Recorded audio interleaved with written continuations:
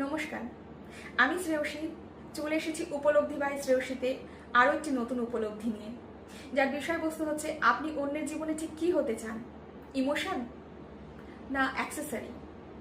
Emotion বলতে অবশ্যই সমস্ত রকমের পজিটিভ ইমোশন, অর্থাৎ ভালোবাসা, স্নেহ, সম্মান, মায়া, মমতা, সমাদর, এই জায়গাগুলো দখল করতে চান, নাকি অ্যাক্সেসরি বা অতিরিক্ত ব্যবহার্য পণ্য হতে চান। নিশ্চয়ই আমরা কেউ অন্যের জীবনে ব্যবহার্য পণ্য হতে চাইবো না, আমরা ইমোশনই হতে চাই। আমাদের মা বাবা, ভাই বোন, আত্মীয় স্বজন, বন্ধু বান্ধব, স্বামী স্ত্রী, সন্তান সন্ততি, এমনকি কর্মক্ষেত্রেও আমরা ইমোশনই হতে চাই।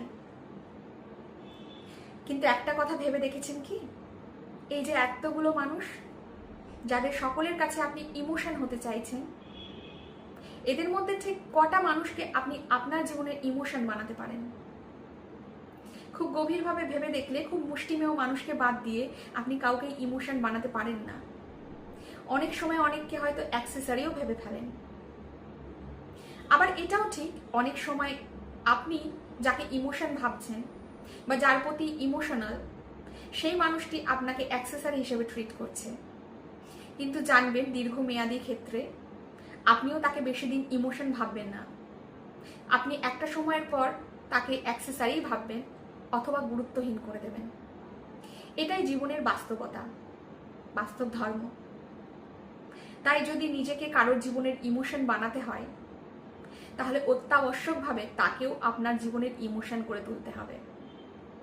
অথবা এই অন্যায় আবদারটি রাখলে চলবে না, এই ভুল প্রত্যাশাটি রাখলে চলবে না যে আপনি যাকে ইমোশন বানাচ্ছেন না সে আপনাকে ইমোশন বানাবে।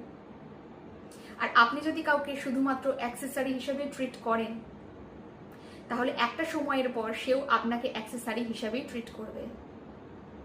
এটার জন্য প্রস্তুত থাকতে হবে। এই ক্ষুদ্র বিষয়টা নিয়েই আজকের আমার উপলব্ধি ছিল। আপনাদের মতামতের অপেক্ষায় রইলাম যে আমার উপলব্ধিটা ঠিক কতটা ঠিক বা কতটা ভুল। আপনাদের মতামতের অপেক্ষায় থাকবো। আমার পূর্ববর্তী উপলব্ধিতে সোমা দাস এবং সুব্রত দত্ত তাদের মূল্যবান মতামত জানিয়েছেন।